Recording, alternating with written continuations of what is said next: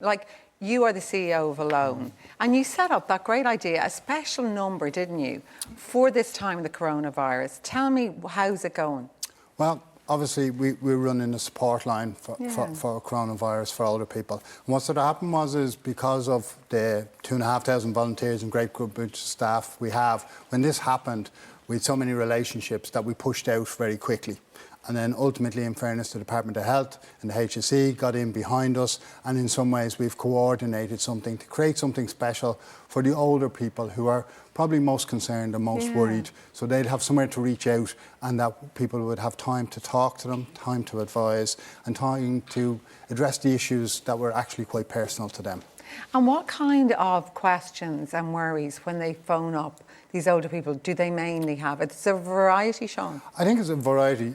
Everybody's ageing is unique, so everybody's in unique situations. I think what most people know is that there's wonderful work going around the country, and an awful lot of family and family carers doing great things to support older people.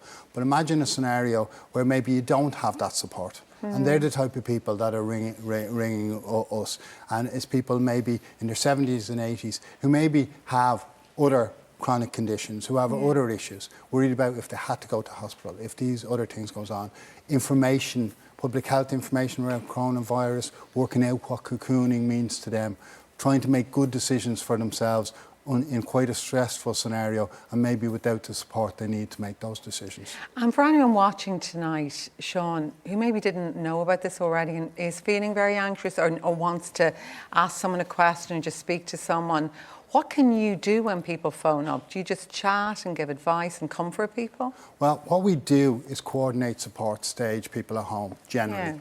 And what we do is deal with people with housing issues, loneliness issues, financial difficulties. So ultimately, the people who answer the phone are our staff. And so ultimately, they work and do assessments with the people as well if they need that.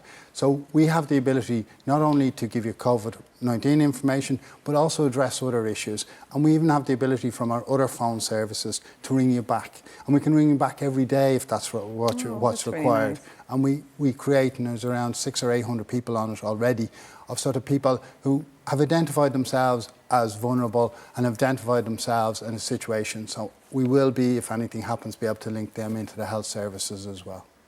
Such a useful, and well done to you, Gavin, for supporting it tonight. Yeah, I'm chuffed, man, to be honest. I mean, we did a gig last week, or 2 weeks ago in the Gaff, or the gig. Yeah. The Gavin James gig it was called. And it was for ALONE, and originally the idea was just to kind of get people away from just thinking about all the madness that's happening now. I have a bit of an escape by just doing it, because I can do a gig in my gaff, I'm stuck in my gaff as well. So I was like, I love playing gigs, let's do a live gig on thing. And I got in contact with ALONE, and I've never done one of the charity live things on Facebook or YouTube or anything like that. I didn't know it was going to happen, and raised like €40,000.